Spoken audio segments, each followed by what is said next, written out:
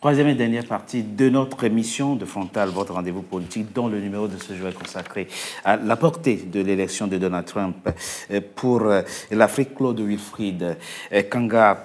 Kanga, vous l'évoquiez dans la deuxième partie de l'émission, Elon Musk, qui est pressenti pour être l'acteur de l'efficience américaine, en tout cas de l'administration de Donald Trump. Il dit, je veux moins de ministères, je crois qu'on est autour de 16 à peu près, et je veux de l'efficacité surtout, de la réduction de la dépense et de l'efficacité surtout. Oui. On a sur le continent des États qui ont 41 ministères. Oui, parce que chez nous, en fait, la fortune publique sert davantage à la jouissance des poches de particuliers. Quand un pays veut grandir, et c'est ce que font les États-Unis sous Trump, ils ont enfin compris ce que les prédécesseurs de Trump n'ont pas compris, les démocrates notamment. C'est le fait que c'est l'économie qui rend un pays puissant, le fameux soft power dont monsieur le professeur faisait allusion. Nous avons évoqué par exemple les présidents africains qui sont allés en Russie réclamer la cessation de la guerre en Ukraine pour que le blé puisse couler de nouveau à flot. C'est absolument ridicule, et c'est en ce sens-là que nous manquons effectivement de leadership. Lorsque, après la prise de la Crimée en 2014, la Russie s'est vue imposer des sanctions notamment sur les céréales, elle a endogénisé la production et elle est devenue le premier producteur mondial de céréales. L'Afrique est considérée comme le grenier du monde, plus ou moins la grande forêt dans la zone intertropicale au centre-sud de l'équateur permettrait de générer assez de nourriture pour nourrir les 1,5 milliard d'Africains, mais l'Afrique se complaît dans une logique de production systématique de matières premières pour nourrir l'industrie des autres. Or, aux États-Unis, on procède autrement. Monsieur Donald Trump, qui est un homme d'affaires, regarde enfin le monde comme il est. Le monde est un marché. Les États-Unis, il ne faut pas l'oublier, sont ce qu'on appelle une thalassocratie, c'est-à-dire un pays qui dépend énormément également du commerce maritime. 12% des importations américaines proviennent de la mer, du commerce maritime, et environ également le même volume pour ce qui est des importations.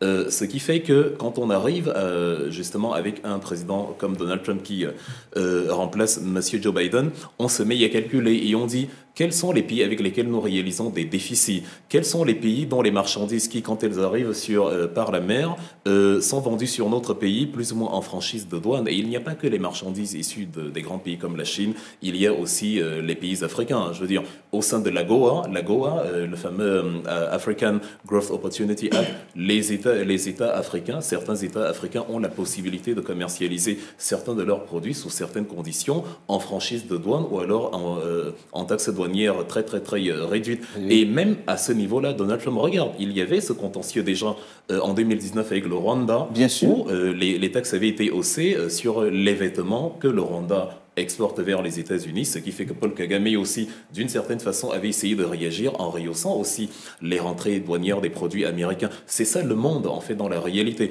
Le monde est un marché et on domine le marché mondial avec l'intelligence du positionnement économique. Les Américains sous Trump, et on a bien vu lors de son premier mandat, il n'a pas quitté le territoire africain dans des zones où les bases militaires étaient positionnées sur des circuits économiques intéressants, comme le golfe d'Aden au niveau de Djibouti. C'est-à-dire, à ce niveau-là, vous avez carrément près de la moitié du commerce mondial qui transite par là. Et ce n'est pas pour rien que là, au niveau du port de Doraleb, les Américains ont positionné près de 500 soldats. Et maintenant que la Chine s'est implantée et que la Chine s'est engagée à moderniser les infrastructures locales dans son projet des nouvelles routes de la soie, soit dit en passant, l'Afrique reste dans le terrain de jeu sur lesquels les autres s'amusent. Oui, les États-Unis avaient contre-attaqué en injectant un projet sur 3 ans de plus de 50 milliards de dollars. Et ce qui pourrait pousser Trump à être présent sur le terrain africain, c'est cet élément-là de se dire économiquement, la Chine risque de nous damer le pion. Je ne crois par exemple pas qu'il va essayer d'obliger le Niger à permettre aux Américains de revenir au sein de la base 201 d'Agadez. Ça ne l'intéresse pas beaucoup. Je ne crois d'ailleurs pas que si ça avait été lui qui était au pouvoir, on aurait eu une réinstallation au Bénin et en Côte d'Ivoire. Par contre, au niveau du positionnement économique, il est clair que voyant la Chine s'approprier plus ou moins le détroit de Bab el-Mandeb, le golfe d'Aden, la mer Rouge et le canal de Suez, il va essayer non seulement de maintenir la présence américaine là pour bien surveiller le transit des produits qui viennent, parce que c'est parmi les principaux partenaires commerciaux des États-Unis. Vous avez l'Inde, vous avez dans cette zone-là, vous avez l'Inde, vous avez la Chine, vous avez le Japon, vous avez même Taïwan avec cette problématique des semi-conducteurs. En attendant que petit à petit, il relocalise la production de semi-conducteurs aux États-Unis. Donc, c'est une bonne vision qu'il a et c'est ce qui a permis à la Chine de devenir deuxième puissance économique mondiale. Et quand Donald Trump met Elon Musk là, c'est parce qu'il réalise que c'est un homme qui comprend le monde comme lui. C'est aussi un homme d'affaires. On a vu comment les actions de Tesla ont augmenté après l'élection de Trump d'environ 10 à 15%. Oui. On a vu comment les entreprises SpaceX de Elon Musk ont réussi à rattraper le 13 octobre dernier le premier étage du lanceur Starship. Mais qui a conflit d'intérêts, ça ne pose aucun problème. En fait, actuellement, les autorités judiciaires sont en train d'étudier s'il n'y aura pas conflit d'intérêts ou non. Mais on sait qu'avec la nouvelle administration qui vient, tout ça sera bouclé. Ah oui, totalement. Et Elon Musk aura la main mise sur son ministère parce que le projet, en fait, ce à quoi il s'est engagé, c'est d'opérer une réduction de 30% de PIB. Du budget, tout en réalisant les mêmes exploits. C'est-à-dire, sur les 6 000 milliards de dollars du budget américain, il veut économiser 2 000 milliards de dollars, mais tout en réalisant la même force de prestation. Oui. Et pour conclure, ce n'est pas forcément un fantasme, parce que déjà, du point de vue de ces engins, on s'est rendu compte qu'à l'époque, quand les États-Unis ne dépendaient pas encore des fusées russes pour leur lancement, les fusées n'étaient pas, en tout cas les lanceurs n'étaient pas recyclables, ça coûtait beaucoup plus cher, il fallait remplacer à chaque fois les boulons, les pièces. Or aujourd'hui, avec SpaceX, on peut réutiliser la quasi-totalité des vaisseaux qu'on envoie dans l'espace, on peut les retrouver, on peut réaliser d'énormes économies là-dessus. Il a pu, en quelques instants, depuis son soutien à Trump après la tentative d'assassinat, pousser sa propre fortune à près de 300 milliards de dollars. Il est donc capable, de manière pragmatique, de réaliser ce qui est promis dans le fameux DOGE, comme il l'appelle, le Development of Government Efficiency, le département pour l'efficience gouvernementale. Et d'ailleurs, le DOGE, c'est une sorte de clin d'œil à sa propre crypto-monnaie, le Dogecoin. Dont le ministère même qui est créé est un clin d'œil à sa crypto-monnaie. C'est-à-dire, c'est un tandem excellent en matière d'économie. Et quand vous avez des Américains qui font du business, vous pouvez être sûr qu'ils ne vont pas transiger sur leurs intérêts. Ah, c'est sûr, ils ne vont pas transiger sur les intérêts. Et puis, c'est important, ça. Oui, mais le problème, vous posez une très bonne question. Quand j'avais dit tantôt qu'il y avait une sécheresse au niveau de la production, j'avais dit au niveau de la pensée stratégique. Oui. Parce que c'est vrai, nous avons des gens qui sont passés avant nous, qui ont écrit des livres très importants, que vous avez tous cités. Mais le monde a changé, l'Afrique change avec ce monde-là. Les nouvelles réalités, les nouveaux enjeux, les aspects géopolitiques et géostratégiques. Sur ce terrain-là, aujourd'hui, c'est pas vraiment par rapport à ça que je parlais de sécheresse intellectuelle, parce qu'il y a beaucoup plus de production, je dirais, intellectuelle sur le continent, à l'extérieur qu'à l'intérieur. Il y a plus de spécialistes exogènes. Exactement. Maintenant, ce que vous avez dit, par exemple, sur le positionnement de Trump en Afrique, c'est pas nouveau. Oui. En fait, la différence entre Trump et les démocrates, c'est la méthode. Mais quand il s'agit d'hégémonie américaine, les démocrates et les républicains sont l'objectif est le même. Biden n'a pas changé la politique de Trump vis-à-vis de la Chine. Il est allé plus loin. Et Trump va encore aller plus loin. En fait, on est dans une sorte de changement dans la continuité. C'est au niveau de la méthode que ça change. La guerre froide, c'était quoi ? Préserver l'Afrique ou le reste du monde de la poussée communiste. Aujourd'hui, on s'implante sur le continent africain pour empêcher, pour contrer l'influence chinoise et même russe aussi. Et on oublie qu'au-delà de la Goa, Trump avait passé un autre protocole, si je peux l'appeler comme ça, Prosper Africa. On n'en parle pas beaucoup. C'est pratiquement pas connu. C'est des milliards d'échanges entre les États-Unis et le continent africain. Et donc, pour Trump, en homme d'affaires, il pense l'Amérique dans un monde qui est un marché. Il positionne les intérêts des États-Unis en fonction des réalités de ce marché. En 2016, quand il a pris le pouvoir, le monde était différent de 2024. Et il sait qu'il sera obligé de se positionner sur le continent africain comme les États-Unis le font en Asie. Mais le problème, c'est que nous... Oui. Notre rapport... Un marché non, mais le problème, c'est que nous avons pris l'habitude, nous sommes à la recherche permanente des maîtres. C'est le grand problème du continent africain. Pourquoi? Parce que, justement, quand je parlais de la production, nous devons commencer à produire des réflexions sur les enjeux stratégiques du moment. Et nous sommes obligés de... Il y a des gens qui le font. Je sais qu'il y a des gens qui le font, mais ce n'est pas encore aussi important. Et c'est un domaine qu'on néglige beaucoup sur le continent africain. La production de la pensée stratégique. Oui, c'est devenu fondamental. Regardez, allez regarder tout ce que les États-Unis produisent sur la pensée stratégique américaine depuis la guerre en Ukraine. Vous allez être estomaqué par le nombre de réflexions. Ils le font depuis 1920, quand ils ont créé les premiers think tanks. Allez-y. Non, je voulais donner un exemple. À Harvard, par exemple, ils ont développé un programme qu'ils appellent Leadership in the 21st Century. Le leadership au 21e siècle. Mais c'est un vaste programme qui est financé à coût de milliards. Mais non, les gens ils anticipent sur le leadership. Donc, nous devons... Non, mais notre posture de victime, ou de gens qui sont en perpétuelle recherche, des gens de réparation. Non, mais on cherche des maîtres, on cherche un parapluie protecteur. Nous ne sommes pas capables, nos dirigeants en tout cas, de penser notre prospérité dans un cadre purement africain, en utilisant un paradigme purement africain. Aujourd'hui, c'est quoi? On a chassé les Français, les Russes sont là, c'est beau. Je ne dis pas qu'il ne faut pas jouer... Avoir des partenaires. Oui, je ne dis pas qu'il ne faut pas jouer sur des partenariats pour se positionner, mais encore faut-il avoir une vision très claire de ce que vous voulez de vous-même. Alors, et de votre prospérité. Professeur. Oui, moi je suis optimiste quand même sur l'avenir de l'Afrique. Ouais. Trump ne changera pas grand-chose de la politique américaine, ça c'est sûr, sur le continent. Mais aujourd'hui, nous avons dépassé le milliard. C'est un homme d'affaires, le marché, il est là. Oui, mais il se noie dans la Méditerranée. Oui, non, mais parce que, bon, ça c'est encore un autre débat. Un autre débat, mais ce que je veux dire, nous sommes quand même un grand marché aujourd'hui, et c'est un marché où il y a beaucoup de personnes à même de consommer. Vous comprenez? Et Trump, c'est un homme d'affaires. Il ne peut pas fermer les yeux sur le marché africain. Oui, mais en même temps, c'est consommer quoi? Consommer des produits venus d'ailleurs, professeur? Non, je veux dire, dans la mondialisation, on consomme au meilleur prix. Oui, mais c'est à nous de développer. Mais il faut qu'on consomme ce que nous produisons. Oui, mais ça, c'est... nous produisons ce que nous consommons, professeur. Oui, mais nous en avons les capacités. Il faut maintenant... il faut une vision. Il faut une vision, voilà, c'est le mot. Il faut une vision. Il y a deux défis qu'il faut qu'on aborde dans cette troisième partie, très rapidement. C'est la question de la nature de nos États. Nous sommes de petits États qui entretiennent en plus des rivalités inutiles. Regardez le rapport difficile, le voisinage difficile qu'il y a aujourd'hui entre votre pays et les pays de l'AES, par exemple. Mais ce n'est pas le seul exemple, il y en a beaucoup d'autres comme ça. Comment on est fort en restant de micro-États comme ça qui entretiennent des voisinages compliqués sans aucune politique commune sérieuse?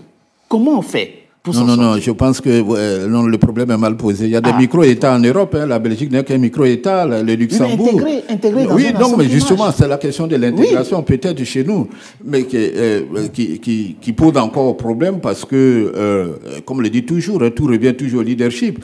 Chez nous, par exemple, en Afrique de l'Ouest, pour parler de la CEDEAO, voilà, bon, on a créé une organisation. Oui, non, mais la CEDEAO, des peuples marchent. Oui, des peuples, voilà. Mais la CEDEAO des élites ne marche pas. Pour la simple raison que, comme l'a dit le professeur Mbeko tout à l'heure, il y a des gens qui sont toujours à la recherche de maîtres. Vous ne pouvez pas créer une organisation panafricaine comme la CEDEAO et puis prendre des ordres de l'extérieur. Ça, c'est impensable. Alors que vous avez la matière. Et moi, je le dis souvent, moi j'ai vu ici Nicolas Sarkozy à Paris-Dauphine, j'étais étudiant ici à Paris-Dauphine. Je l'ai vu là, à la café, on a discuté et tout et tout. Alors, Nicolas Sarkozy, je ne dirais pas que nous sommes de la même promotion, mais c'est tout comme. Voilà, et quand je le vois donner des ordres à un chef d'État africain, moi je me dis, mais il y a quelque chose qui ne va pas. Donc, c'est à nous, honnêtement, c'est à nous de nous faire respecter. C'est ça. Voilà, par notre manière de faire. Par nos manières d'agir et de nous exprimer dans les conférences internationales. Et quand le collègue dit, par exemple, on va à une conférence en Russie et on sollicite à manger du blé, alors qu'on a tous les plateaux en Afrique où nous pouvons produire tout cela, non, il faut changer le leadership en réalité. Mais changer le leadership, c'est le prix de conscience. Et moi, je l'ai dit, par exemple, pour parler de mon pays, j'ai dit, ce qui manque dans un pays comme la Côte d'Ivoire, c'est une révolution culturelle. C'est-à-dire qu'il faut à un certain moment que nous pensions tous La même chose. Et c'est pour ça que le débat sur le panafricanisme est biaisé. Parce que les activistes ont tellement critiqué l'Occident que finalement, le problème devient inaudible. Ouais. Or, l'Afrique unie, c'est... Le cœur du débat, c'est en Afrique. Oui, parce que nous, on l'a vu ici, on était étudiants dans les années 80 à 90 ici en France, comment l'Union européenne a facilité les choses, les étudiants belges venaient en vacances en France, les Français allaient en Italie, ainsi de suite. Mais chez nous, vous êtes membre de la CEDEAO, mais vous pouvez être membre de la CEDEAO sans jamais visiter un pays membre de la CEDEAO. Mais comment vous consolidez les rapports? Oui, c'est ça. Vous comprenez? Et quand vous voyez, par exemple, comme on le dit chez nous, nos beaux-frères, les Camerounais, ils sont bien nombreux en Côte d'Ivoire, mais combien de Camerounais, combien d'Ivoiriens vont au Cameroun? Donc, on se connaît, mais on ne se connaît pas. C'est là le problème de l'Afrique. D'ailleurs, moi, je suis un peu... Laissez-moi, je voulais terminer sur le Congo. Moi, franchement, ce qui me choque sur le Congo, c'est que quand vous finissez de voir les concerts de Koffi Olomide ou de Ferrogola ou bien de Fally Ipupa, vous avez l'impression que tout va bien au Congo. Ouais. Alors qu'en réalité, moi, je pense que ça pose... C'est pour ça que je parle de la révolution culturelle. Parce que Myriam Makeba a porté la lutte contre l'apartheid. Ce que ne font pas les Olomide, les Fally Ipupa, les Ferrogola. On oublie souvent les compatriotes qui sont dans les difficultés dans l'Est. Oui, mais parce que on n'est pas solidaires. Non, mais si vous voyez ce qui se passe à Kinshasa, vous avez l'impression que le Congo n'est pas en guerre. Oui, et c'est pour ça que par rapport à la révolution... Allez-y vite, il nous reste 2 minutes. Je le dis, par rapport à la révolution culturelle, il nous faudrait plutôt une révolution politique. Il faut que les peuples s'approprient le pouvoir politique. Je pense qu'on va faire en cette fin d'émission ce qu'on appelle une épanadiplose. On va terminer par là où on a commencé. Le peuple africain comprend mieux les enjeux de l'Afrique que leurs intellectuels, que leurs dirigeants. Quand vous parlez de l'Union africaine, par exemple, le financement déjà est un financement externe, et dans la matérialisation, vous voyez que la libre circulation des personnes et des biens est encore un bras de fer permanent, ce qui est absurde quand on veut constituer un grand ensemble. Et on se complaît évidemment dans cette logique de chercher des maîtres, parce que l'une des entraves supplémentaires, c'est la volonté pour beaucoup de nos dirigeants de conserver leur pouvoir. Exactement. On l'a vu actuellement avec monsieur Félix Tshisekedi, qui est en tournée dans le Haut-Katanga. C'est-à-dire, lui, en fait, il a évoqué la perspective de modification de la Constitution, pendant que les sanctions américaines, par exemple, contre la Chine, vont faire aussi du mal à la RDC, qui compte sur l'exportation de ces matières premières, notamment en Chine. Il comptait inaugurer une usine de zinc, je crois, à Lubumbashi, actuellement. Or, c'est pas de l'usine de zinc dont on a besoin, fondamentalement. C'est après l'usine de zinc, on a besoin de l'usine de transformation du zinc pour produire et consommer le made in Congo.